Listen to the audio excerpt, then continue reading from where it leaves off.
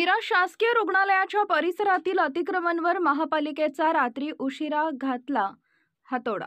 मिरज शहरातील शासकीय वैद्यकीय महाविद्यालय व रुग्णालयाच्या प्रवेशद्वारावरील सिव्हिल चौक या परिसरातील अनधिकृत अतिक्रमणे सोमवारी मध्यरात्री उशिरा पाडण्यात आली। यामध्ये खाद्यपदार्थ विक्री दुकाने, पानटपऱ्या, हॉटेल यासह छोटे मोठे व्यावसायिक हे अनधिकृतरित्या कच्चे पक्के बांधकाम करून व्यवसाय करत होते। अतिक्रमण पाडण्याची कारवाई महापालिकेच्या अतिक्रमण विरोधी पथकाकडून करण्यात आली। सांगली मिरज कुपवाड महापालिकेचे आयुक्त सत्यम गांधी यांच्या आदेशानंतर महापालिकेच्या अतिक्रमण विरोधी पथकाने ही कारवाई केली आहे। अतिक्रमण करून उभारलेल्या 13 अनधिकृत दुकानांवर महापालिकेने हातोडा चालवलाय। मिरज शहरातील अतिक्रमण जागेतील सर्व बांधकाम पाडले जाणार असल्याचं यावेळी अतिक्रमण विरोधी पथकाच्या अधिकाऱ्यांकडून सांगण्यात आले। यावेळी सहाय्यक उपायुक्त अनिस मुल्ला, अतिक्रमण विरोधी पथकाचे अधीक्षक सचिन सागावकर यांच्यासह दोन्ही पथकातील 12 कर्मचारी उपस्थित होते। महापालिकेने सर्व यंत्रणा सज्ज ठेवत ही मोहीम हाती घेतल्याचंही यावेळी सांगण्यात आले।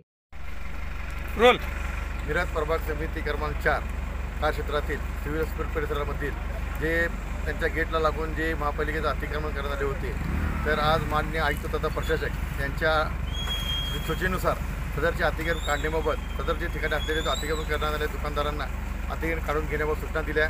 त्याप्रमाणे दुकानदारांनी स्वतःहून त्यांचे अतिक्रमण काढण्याची तजवीज ठेवत आहेत आणि ते स्वतः काढून घेत आहेत। त्यांचा सहकार्य पूर्णपणे लाभलेला आहे आणि ते स्वतः रिकामा करून घेतलेला आहे। यामध्ये कोणताही काय विरोध झालेला नाही। हे अतिक्रमण पथक प्रमुख आणि संख्या किती बळ ते सांगा।